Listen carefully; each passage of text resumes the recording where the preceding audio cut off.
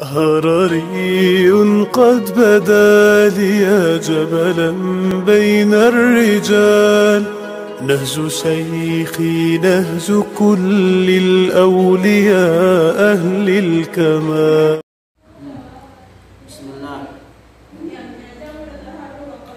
Bismillahirrahmanirrahim. Alhamdulillahirabbil alamin. Wassallallahu wasallam ala sayyidina Muhammadin asyrafil mursalin wa ala alihi wa sahabatihi thayyibin at-tahirin.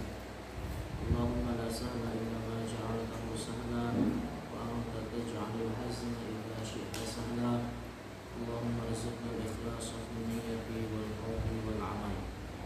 Billahi ta'ala. Insyaallah di hari ini kita akan memulai membahas, mengkaji kitab As-Siratul Mustaqim. Bisa dikatakan kitab ini adalah mutiara di dalam ilmu tauhid.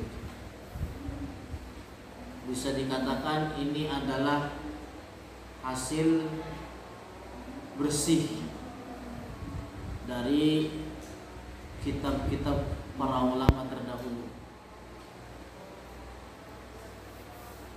Tambah banyak di dalam kitab-kitab ini permasalahan-permasalahan yang berharga, bermanfaat, terutama bagi zaman kita sekarang ini.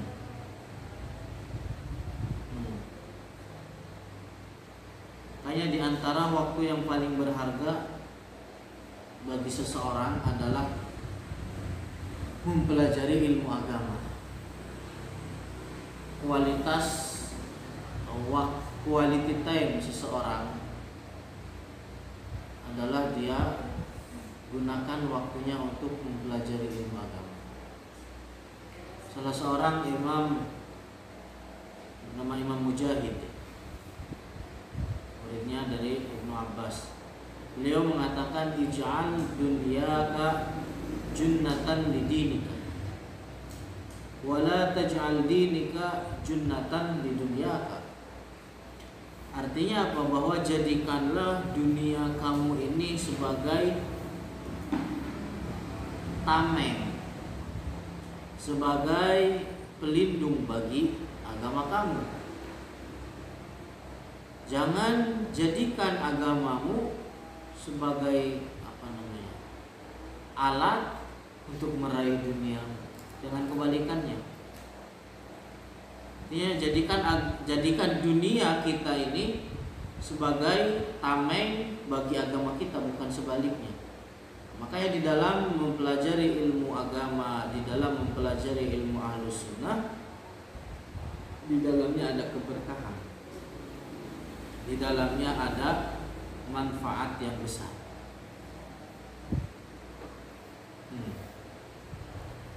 Lebih kita hidup di zaman yang akhir zaman penuh dengan fitnah. Jalan utama seseorang ini adalah belajar ilmu agama, mempelajari ilmu Ahlus Sunnah. Bismillahirrahmanirrahim. As-Siratul Mustaqim. Seperti biasa, pengarang kitab memulai kitabnya ini dengan Bismillahirrahmanirrahim. Artinya apa? Beliau mendahulukan amal beliau, karangan beliau itu dengan Bismillah. Tujuannya adalah untuk ngalap berkah, tujuannya untuk bertabarruk.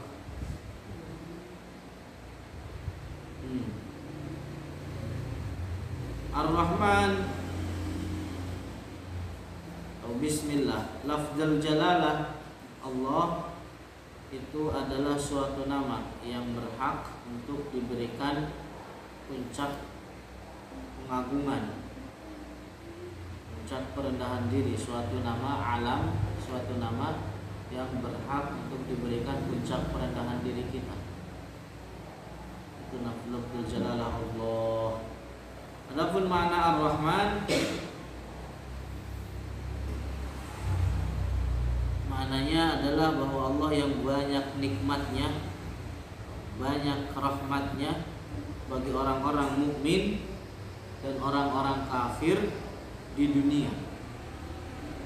Dan rahmat Allah terkhususkan bagi orang-orang mukmin saja kelak di akhirat. Makna dari Ar-Rahman atau Ismullah Ar-Rahman itu khusus bagi Allah. Nah, Ar-Rahman itu khusus atau nama yang khusus bagi Allah. Artinya apa? Tidak boleh menamakan orang lain atau memanggil orang lain dengan sebutan Rahman. Kenapa? Karena nama ini adalah khusus bagi Allah. Ada beberapa nama yang khusus bagi Allah. Artinya apa? Tidak boleh diitlakkan kepada makhluk. Makanya kalau ada namanya Abdul Rahman, nggak boleh tuh dipanggil Rahman Rahmanto. Dipanggilnya apa? Abdul Rahman. Itu mana apa?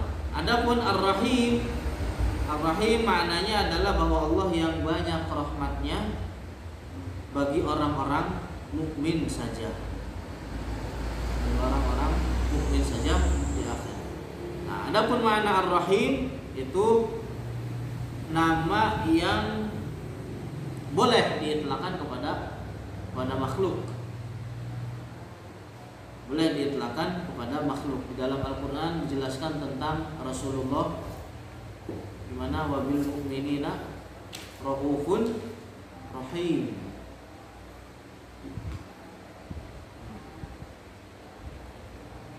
Kalau kita perhatikan Ar-Rahman dengan Ar-Rahim, banyakan mana hurufnya? Ar-Rahman, Ar-Rahim. Banyakan Ar-Rahman, ada berapa?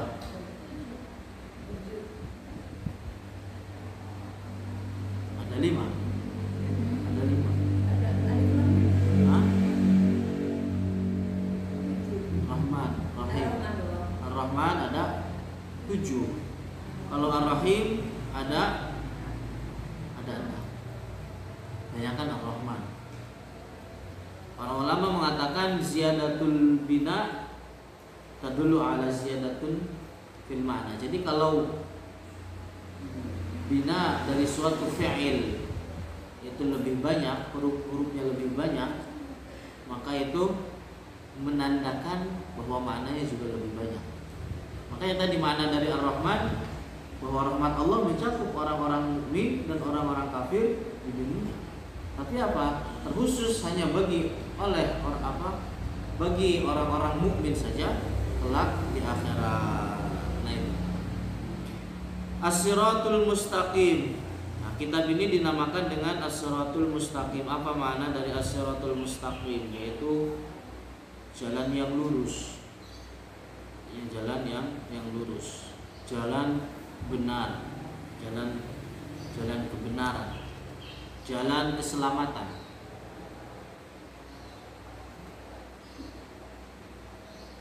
Jalan keselamatan yang merupakan jalan para nabi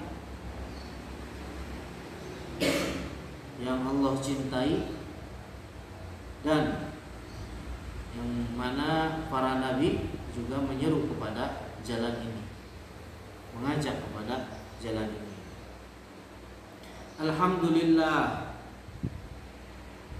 Alhamdulillah sebagaimana kita ketahui maknanya adalah kita memuji dengan lisan kita atas segala kenikmatan yang Allah berikan kepada kita tanpa menjadikan hal itu adalah suatu kewajiban bagi Allah. Makna dari alhamdulillah. Wassalatu wassalamu ala Rasulillah. Kemudian makna as-salat, terkadang kan lafaz as-salat itu diitlakkan kepada suatu perbuatan yang dimulai dengan takbir dan ditutup dengan salam. Dan juga terkadang makna as-salat datang dengan definisi secara bahasa yang bermakna ad-du'a. Dengan makna dari as-salat secara bahasa itu maknanya ad-du'a. Adapun yang dimaksud di dalam konteks yang sekarang kita bahas adalah bahwa kita meminta kepada Allah agar senantiasa memberikan tambahan kemuliaan atas Rasulullah Muhammad. Kemudian as-salam artinya secara bahasanya al-aman, keselamatan, keamanan.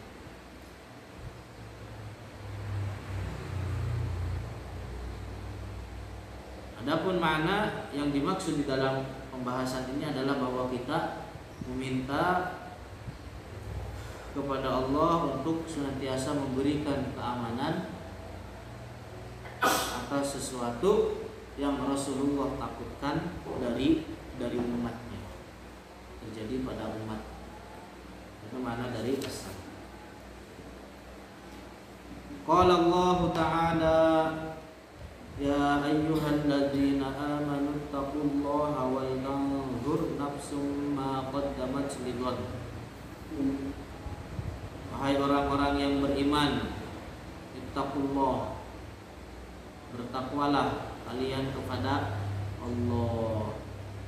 Wal tanzur, dan lihatlah, introspeksi dirilah.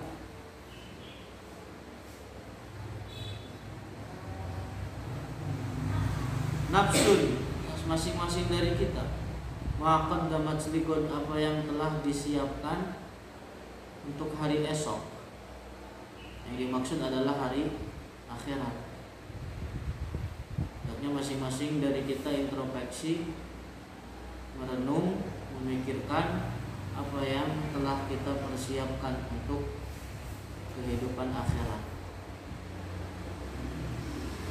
Artinya introspeksi, melihat apa yang telah kita perbuat bagi akhirat kita dari melakukan amal-amal saleh. Tentu sesuatu yang paling bermanfaat bagi seseorang adalah takwa Allah, bertakwa kepada Allah.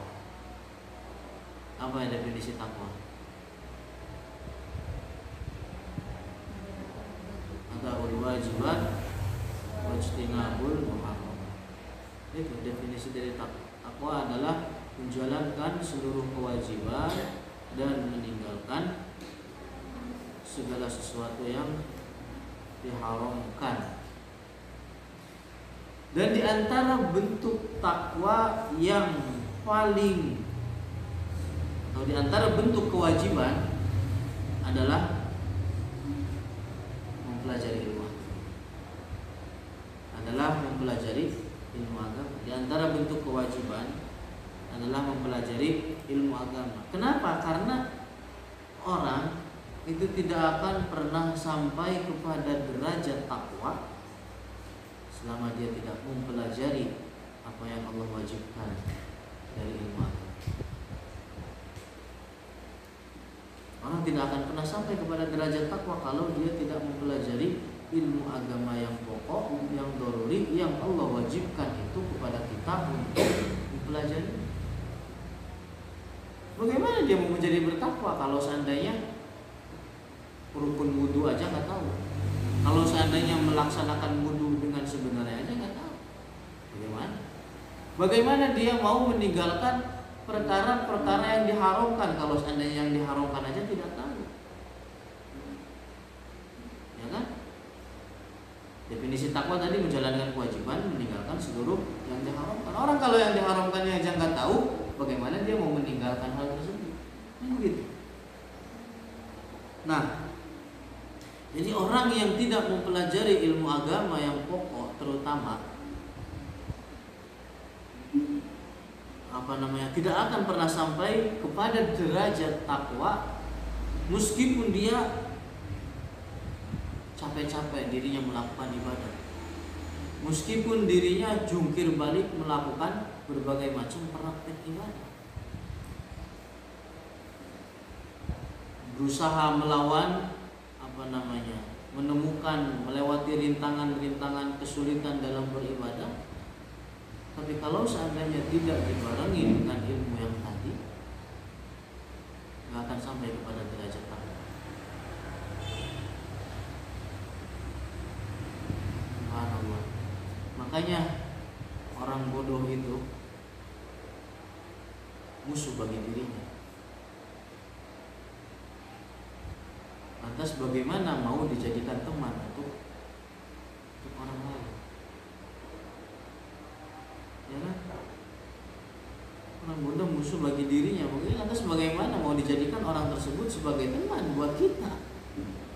Mungkin, ya. Makanya terkadang orang bodoh itu mengira bahwa dirinya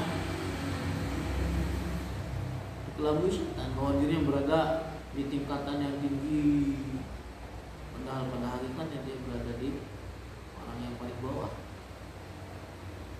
Ya. Begitu orang yang di zaman sekarang, terutama banyak orang yang istilahnya menyibukkan diri dengan tarekat, menyibukkan diri dengan wirid, menyibukkan diri dengan wirid, tapi tanpa didasari dengan ilmu. Itu yang perlu digarisbawahi, tanpa didasari dengan ilmu yang cukup. Kan tapi dirinya hanya sekedar memilih atau condong kepada memperbanyak diri, memperbanyak wirid tanpa didasari dengan ilmu. Mereka tidak akan pernah sampai kepada derajat kewalian. Oh jauh. Jangankan derajat kewalian, menjadi orang saleh aja nggak akan pernah sampai kepada derajat itu. Meskipun dirinya jadi pembantu wali yang sebenarnya, yang menjadi khodim seorang wali, nggak akan sampai kepada derajat tersebut kecuali Allah berikan kepada orang tersebut taufik, sehingga akhirnya ada timbul di dalam dirinya nafhah untuk mempelajari ilmu agama, kemudian mengamalkan apa yang telah dia pelajari. Ini bisa saja sampai kepada orang derajat saleh atau takwa. Nah, adapun orang yang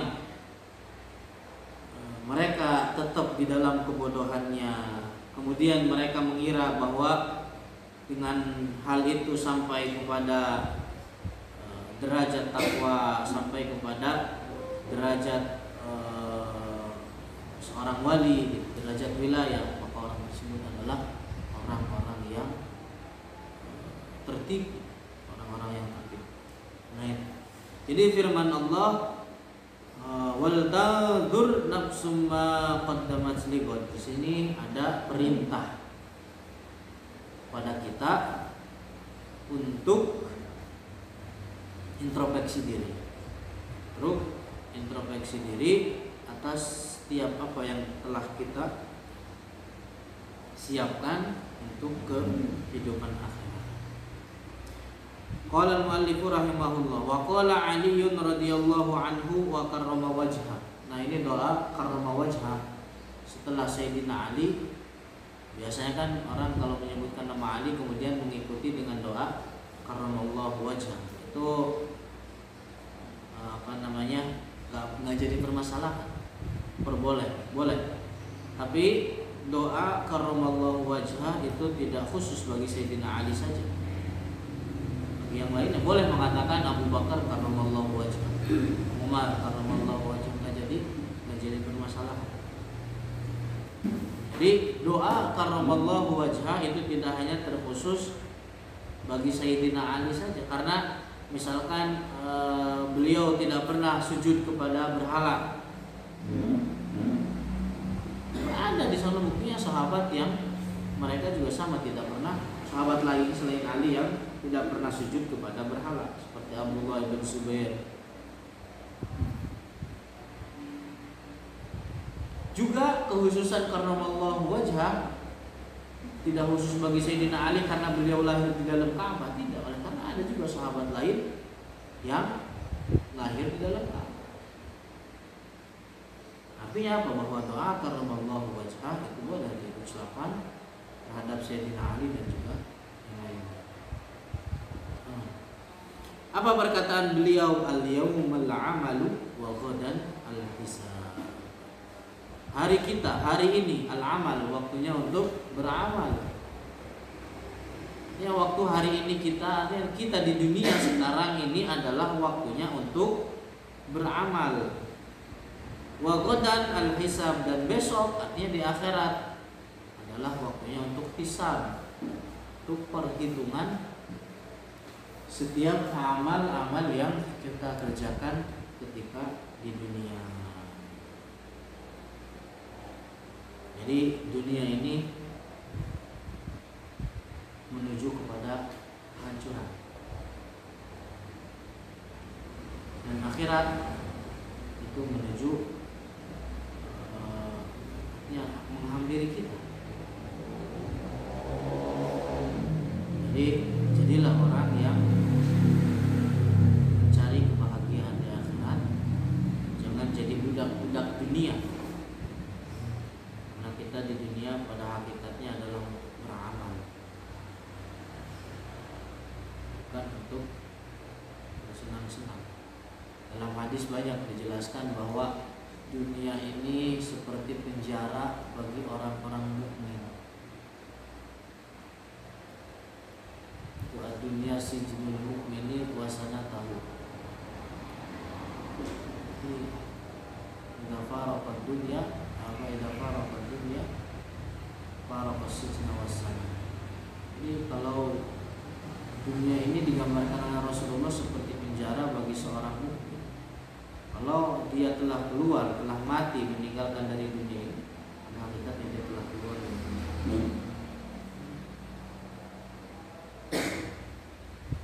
Hanya nikmat Islam, nikmat iman itu tidak ada bandingannya dengan apapun. Tidak ada bandingannya dengan apapun.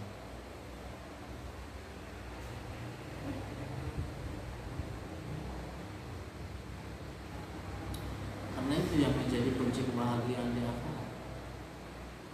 Subhanallah.